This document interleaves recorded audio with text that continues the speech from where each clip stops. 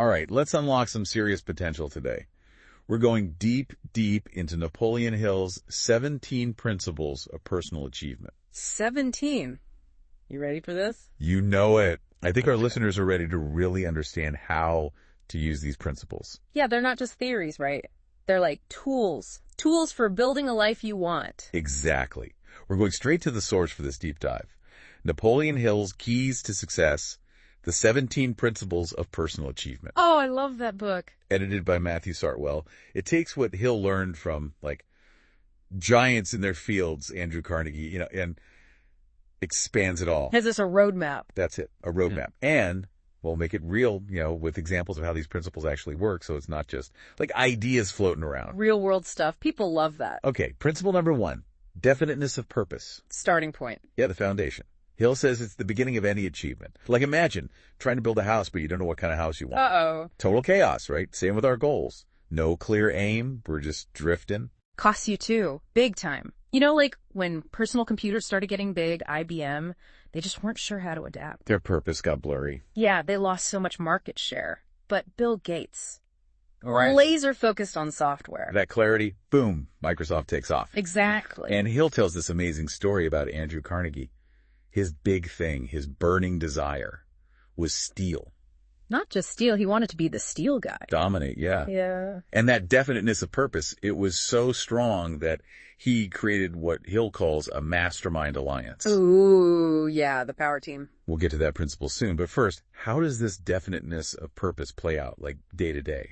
Well, it changes how you manage time, money, even how you, build your character, So it impacts everything. The book says if you're really clear on your purpose, you gravitate to things that support it, No wasting time on what doesn't matter. It's like a filter for your choices. If you want to write a novel, you're probably not going to binge watch TV every night, right? You got to protect that writing time. You're driven. It's like it becomes this guiding force. And don't forget, PMA, positive mental attitude, fuels it all. That belief in yourself, even when it's tough. Okay, so we have that burning desire, that vision. How do we get the right people around us to make it happen? That's principle 2, the mastermind alliance. Love this one. It's like you're climbing a mountain, tough climb. You need your crew, right? Skilled climbers with you all the way. Your support system. More than that, it's strategic. You're picking people who make your strengths even stronger, who help you where you're weak, and they're all in, committed to the same vision. Carnegie, he didn't just want yes people. He wanted engineers, chemists, marketing people, all different experts. Had to have all the angles covered. There's this story in the book. Carnegie almost missed out on this chemist, just dismissed him at first. Real. Yeah, it didn't seem important, Oh, appearances can be deceiving. Turns out this chemist, he knew the secret to some crucial process for making steel. Carnegie realized, whoops, I messed up, and brought him into the alliance. Game changer. So the right people might surprise you. For sure. And Hill is big on structure, too. Set meeting times, make agendas, hold each other accountable. It's got to be serious, But supportive, too. The book talks about this woman facing a really tough time. Her alliance is there for her, encouraging her, helping her practically. It's about those bonds you build. Based on trust. And Hill is really clear. You got to have shared values in the alliance, fairness, understanding, courage. Otherwise, it can fall apart. Right. Becomes toxic. Okay, so burning desire, check. Mastermind alliance, check. Next up, and this one might throw you for a loop, is principle 3. Assemble an attractive personality. Attractive personality? Is this about looks? That's what I thought at first, but it's not about superficial stuff. It's about the qualities that draw people to you. Inner stuff, like being flexible, decisive, courteous, truly interested in other people. Yeah, the book even lists things that push people away. Interrupting, always talking about your problems, giving opinions nobody asked for. Self-awareness is huge. Big time. It's about being the kind of person people want to be around. And that helps attract the right people for your alliance, right? Builds those strong bonds. Absolutely. And then there's this whole connection to how we communicate without even speaking. Body language. Yeah, the book talks about a genuine smile, a firm handshake, even your tone of voice.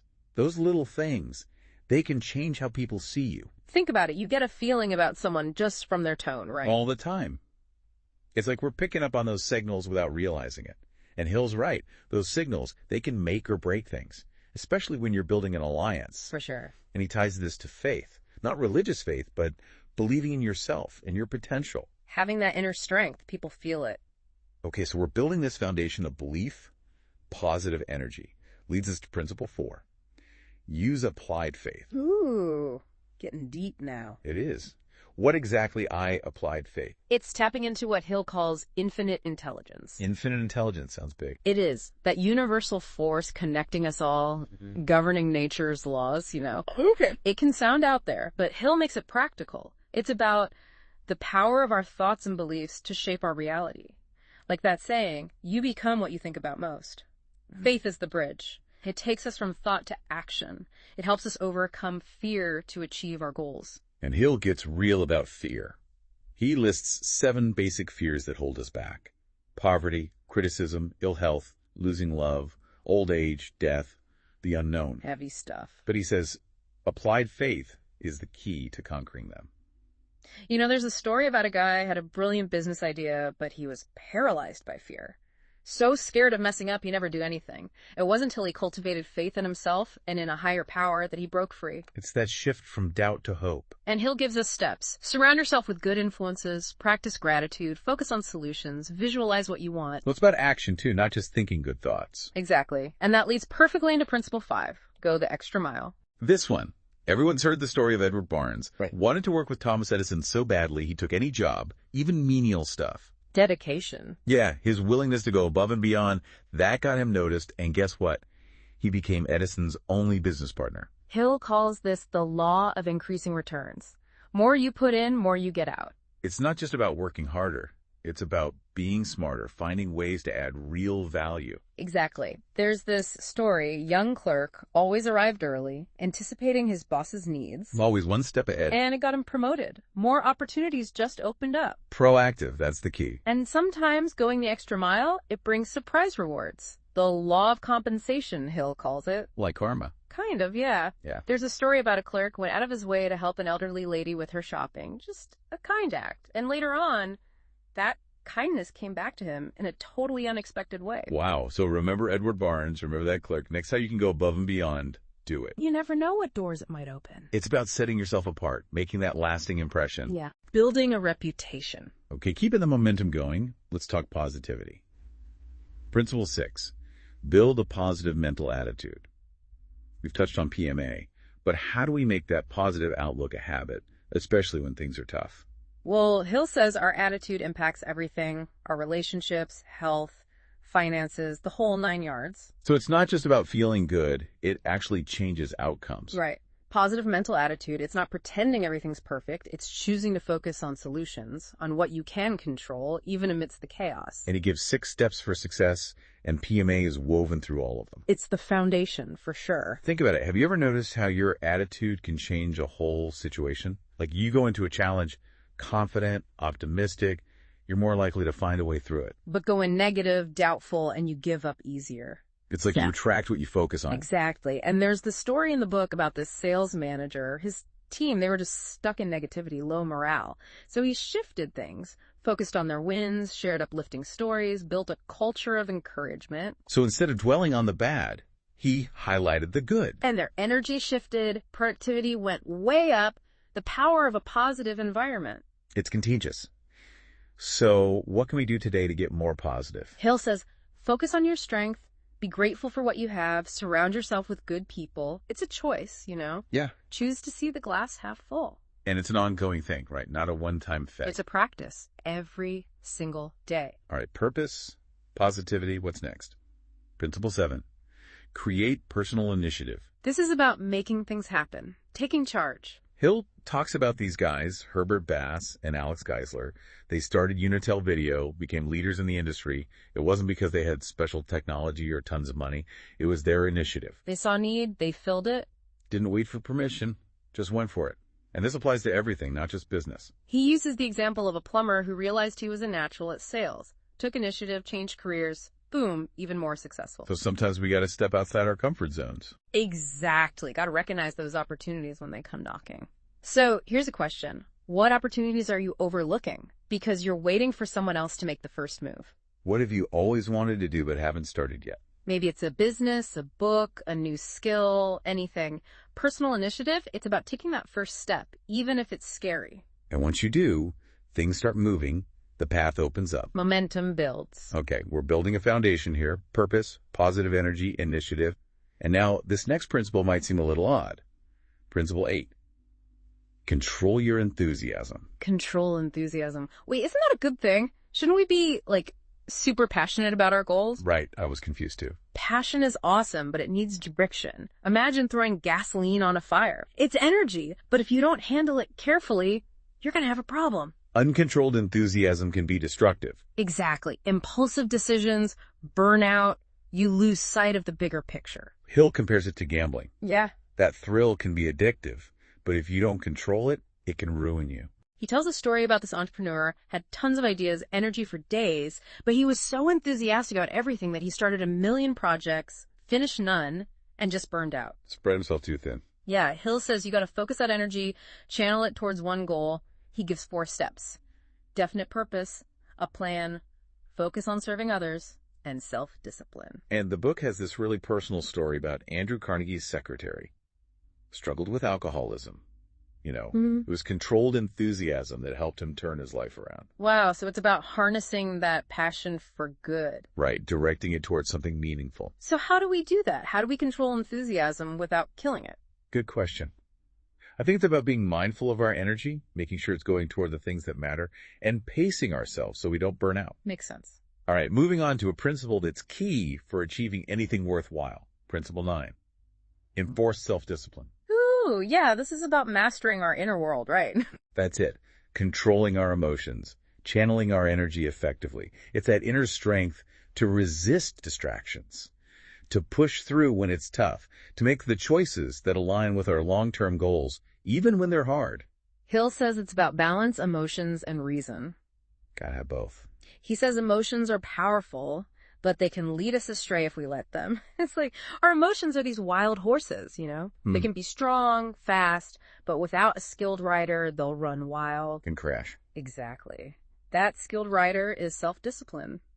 The reins guiding that power in the right direction. Hill gives great examples, like Alexander Solzhenitsyn. When he was in exile, he had this super strict daily schedule. It's what allowed him to write his huge book, The Red Wheel. Shows how self-discipline helps us manage time. And it's more than just time. It's about managing our impulses, reactions, habits. Every time you resist a temptation, every time you do what's hard but right, that's self-discipline in action. It's like a muscle. Got to work it out. So how do we start building that muscle? Hill says, start small. Don't try to change everything at once. Pick one area, make small changes, but be consistent.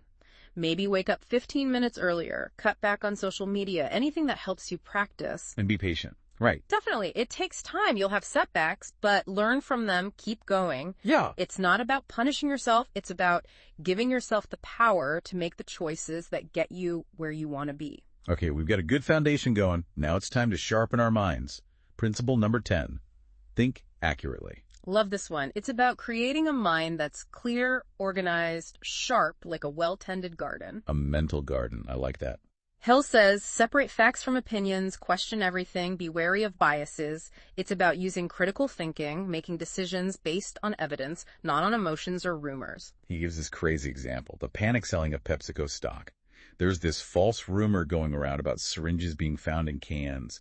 Investors freaked out, sold their stock, and lost a ton of money. They reacted without thinking, Yeah, just pure emotion. Accurate thinking, it's about pausing, gathering info from good sources, looking at things objectively. Hill contrasts that story with this amazing one about a paper hanger in prison. He used accurate thinking to turn his whole life around. He used prison as a time to reflect. Yeah, he took responsibility for his mistakes, analyzed how his thinking got him there, and made a plan to change. Shows how powerful our minds are, right? Big time. Accurate thinking, it helps us solve problems, make better choices, build a better future. So it's not about being negative, it's about seeing clearly. Hill talks about 2 traps we fall into. Believing everything we hear without questioning and then rejecting everything outright, even if there's evidence. How do we find that balance? Right. It's tough. I think it's about being humble, knowing we don't know everything, and being open to learning new things. And that's a key ingredient for success, being a lifelong learner. All right, we're getting those minds sharp, becoming critical thinkers. Now, how do we focus that mental energy? Principle number 11. Control your attention. Focus. So important in this world of distractions. Right. It's about being the boss of our own minds, focusing on what matters and tuning out the noise. Like Intel, their success with computer chips, it's because they were laser focused on microprocessors. They didn't try to do everything. Nope. Concentrated their energy, and it paid off big time. I can relate to that. I try to multitask, and I end up getting nothing done. Hill says multitasking is a myth. Our brains are wired for focus. We do better when we concentrate on one thing at a time. Makes sense. And he ties this to autosuggestion, remember? Shaving our subconscious minds with those positive affirmations. If our attention is everywhere, those positive thoughts get lost. It's like trying to plant a flower in a windstorm, right? Yeah. Those seeds are just going to blow away. Great analogy. Got to create that protected space for our minds where we can focus, nurture those seeds of our goals. So how do we do that? Hill says, first, what are your most important goals? Make a plan, break it down into smaller steps, and then schedule time for focused work. No distractions allowed. Easier said than done. It is, but it's like training a muscle. Be patient. Some days your mind's going to be all over the place, but keep practicing. You'll get stronger. Okay, purpose, positivity, focus. And now we bring it all together with principle number 12. Inspire teamwork. This is about creating that synergy, when the whole is greater than the sum of its parts. Teamwork makes the dream work. Exactly. Hill tells this sweet story about a shoeshine boy. He was just a kid, but he had this amazing attitude, so positive it impressed a sales manager. It's a reminder that everyone matters. Everyone has something to offer. And good leadership. It's not about bossing people around. It's about inspiring them, giving them the power to reach shared goals. There's another story about a sales manager struggling to motivate his team. They were negative, morale was low. Instead of yelling, he focused on their wins, told inspiring stories, built a culture of support. And it worked. Oh yeah, their energy totally changed. Productivity shot up.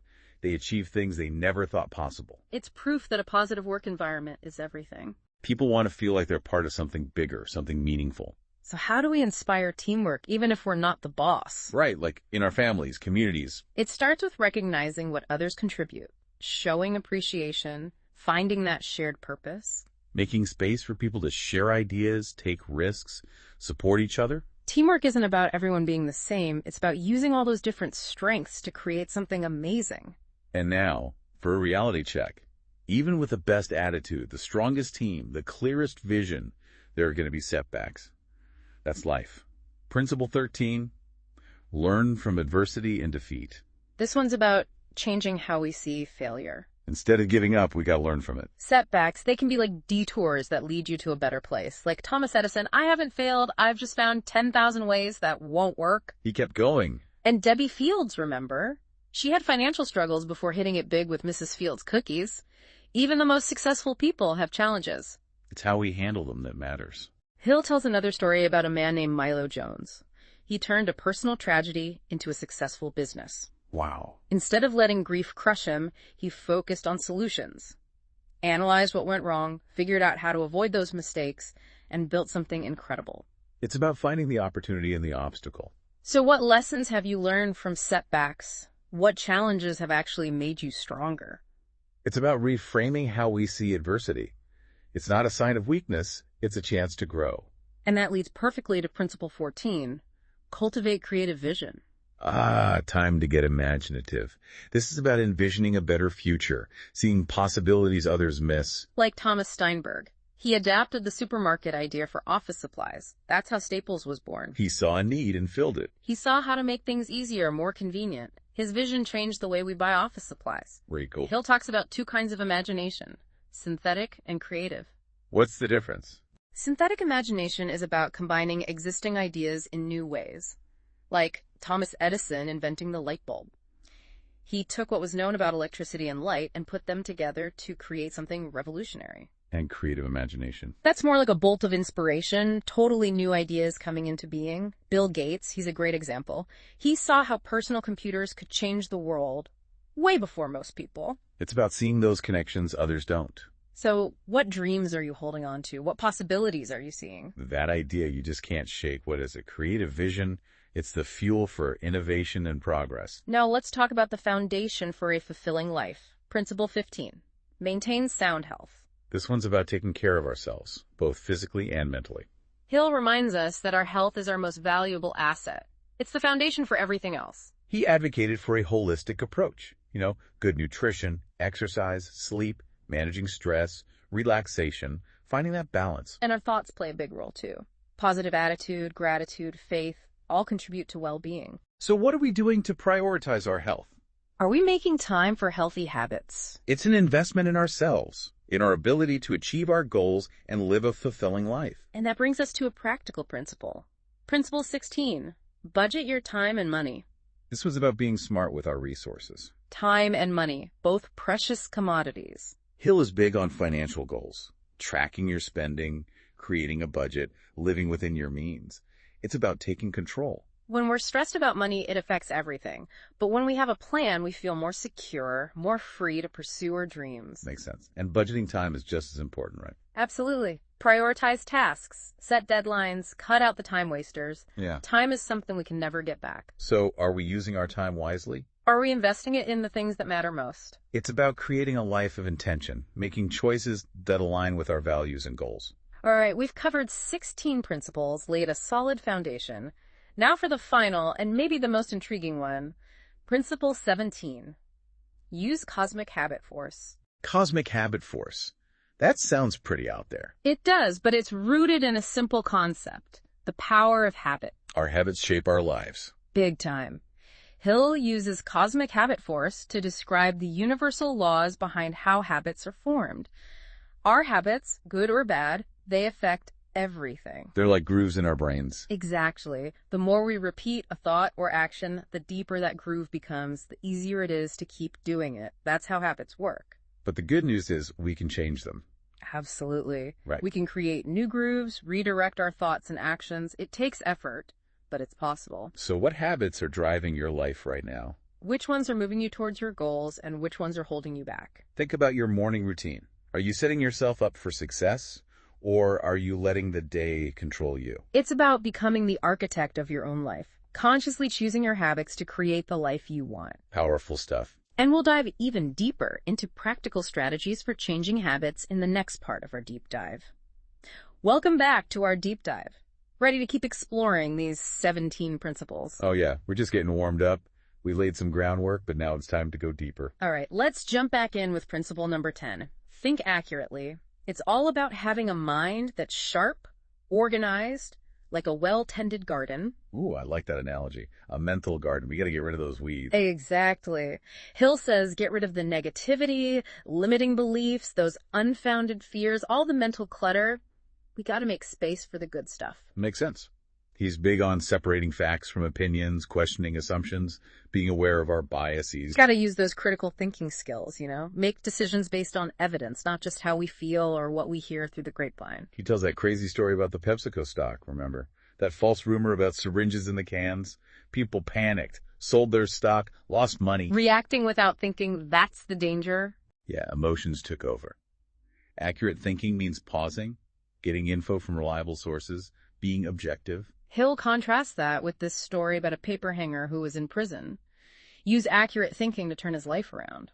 Wow, in prison. Yeah, instead of feeling sorry for himself, he looked at his mistakes, figured out how his thinking got him there, and made a plan to change. That's taking responsibility. It shows you our thoughts really do shape our actions, our lives. So accurate thinking, it's not about being negative, it's about seeing clearly. Exactly. Hill says we got to watch out for two traps. Believing everything we hear without questioning, and then rejecting everything, even with evidence. It's like finding that sweet spot, being open-minded, but also critical. Requires some humility, admitting we don't know everything. The only true wisdom is in knowing you know nothing. There you go. Accurate thinking, it's a process. Always learning, questioning, refining our understanding. And that leads us right into principle number 11. Control your attention.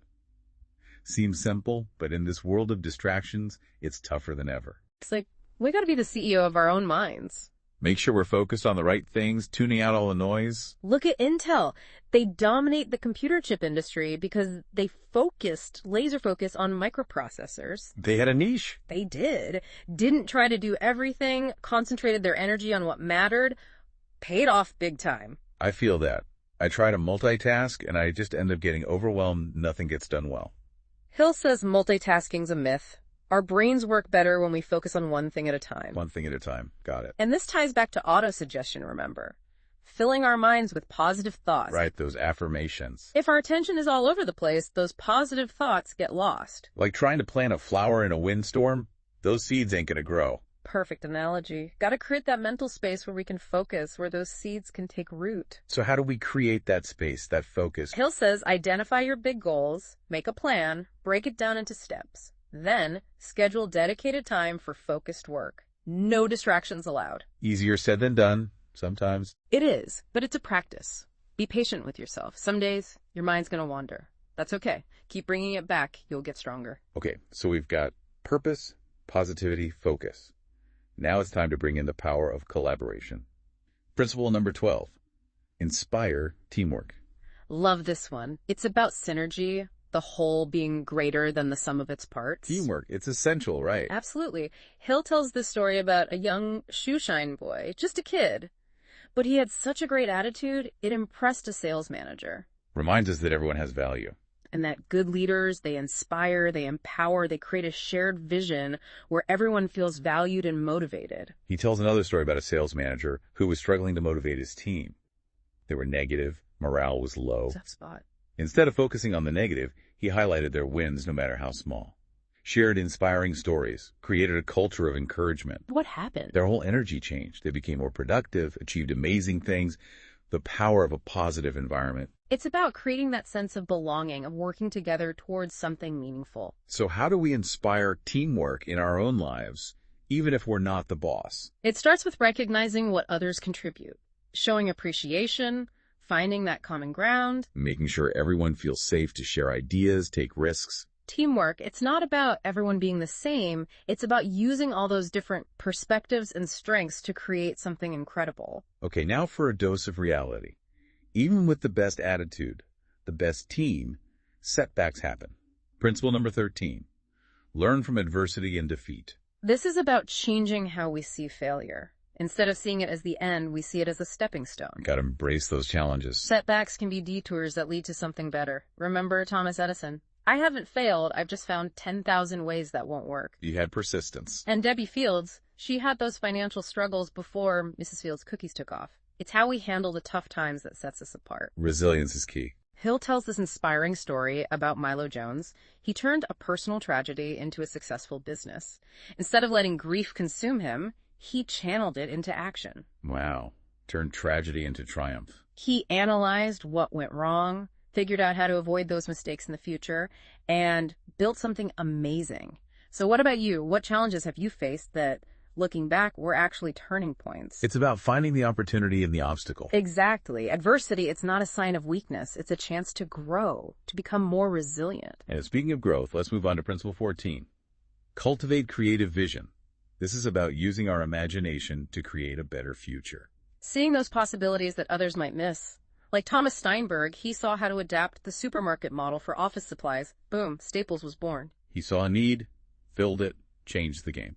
Hill talks about two types of imagination. Synthetic imagination is about combining existing ideas in new ways, like Edison with the light bulb. Okay, and the other one? Creative imagination, it's more like a sudden flash of insight, those aha moments that lead to totally new ideas.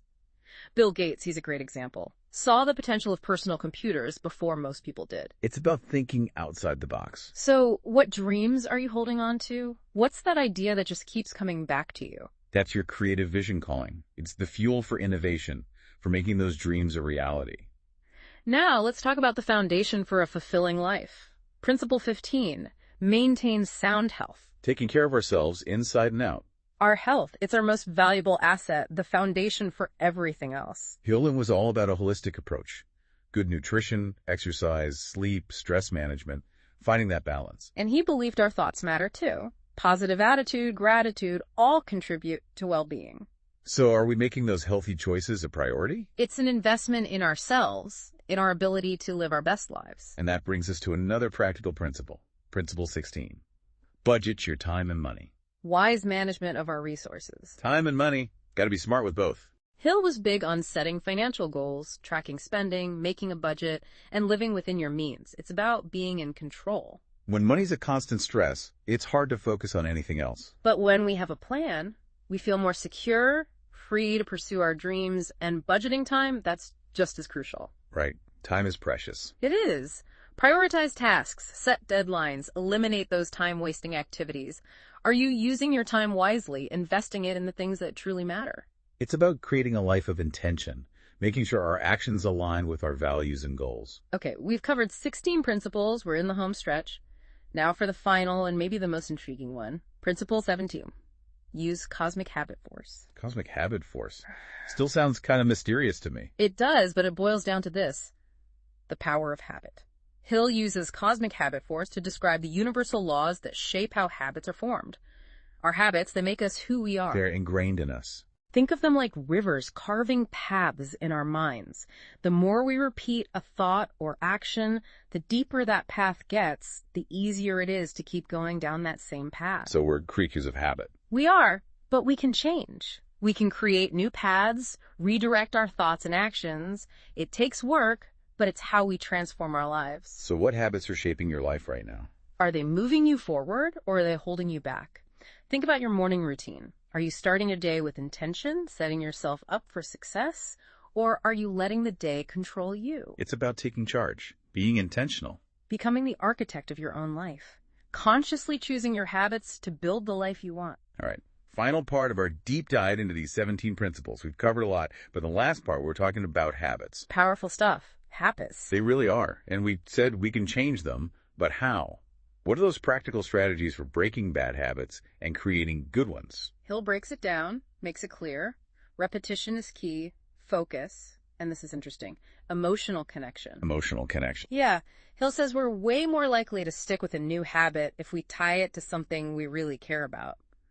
Think about why you want to change. Is it for your health? Relationships? A big goal you're working towards? Tap into that feeling and let it drive you. So it's not just about willpower. It's about finding that deeper motivation. Exactly. Makes it easier to push through when you're not feeling it, Makes sense. And then Hill talks about repetition. Got to keep doing the thing, thinking the thought, until it becomes automatic. It's like, imagine you're trying to make a path through a thick forest. First time, it's tough, right? Hacking through all that undergrowth takes forever.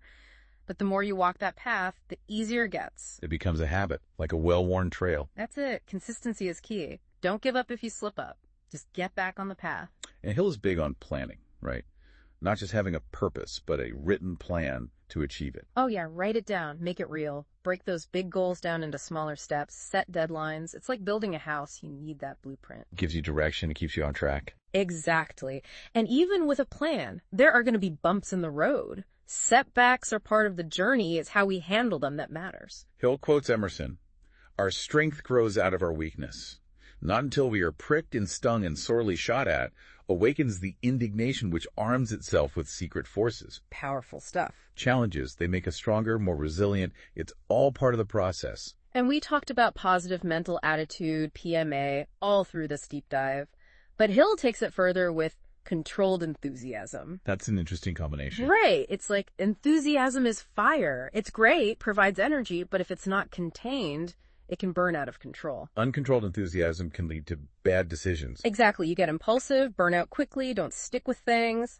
Controlled enthusiasm, it's about harnessing that energy, focusing it on your goals. Like a laser beam. Exactly. And one way to do that, Hill says, is to focus on serving others. When our energy is going towards something bigger than ourselves, it's more sustainable. We don't burn out as easily. And self-discipline plays a big role too. Controlling our impulses, staying focused, resisting those temptations. Finding that balance between passion and action. Exactly. And there's one more thing I want to touch on before we wrap up. Faith. Faith. Yeah. And when Hill talks about faith, he's not necessarily talking about religion. He's talking about belief. Belief in yourself, in your vision, in something bigger than yourself that's supporting your efforts. That inner strength. Hill believed that faith helps us overcome fear and doubt, gives us that extra push when things get tough. He writes, "Faith is the head chemist of the mind. When faith is blended with the thought impulse of desire, the subconscious mind instantly picks up the vibration, translates it into its spiritual equivalent, and releases it through infinite intelligence for the purpose of attracting to you an equivalent physical reality." Wow, pretty powerful, right? It is. So as we wrap up this deep dive, I want to remind everyone this is just the beginning. These 17 principles, they're not just for listening to, they're for putting into practice. Experiment. See what works for you. Success is a journey, not a destination. It's about learning and growing all the time. We encourage you to come back to these principles. Use them as your guide. You have the power to achieve amazing things. These principles just help you unlock that potential. Thanks for joining us on this deep dive. We're excited to see what you achieve. Until next time, keep learning, keep growing, and keep reaching for your dreams.